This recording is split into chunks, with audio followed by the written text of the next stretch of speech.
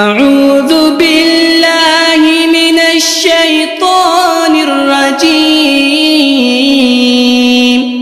بسم الله الرحمن الرحيم وجاءوا على قميصه بدم كذب قال بل سولت لكم أنفسكم أمرا فصبر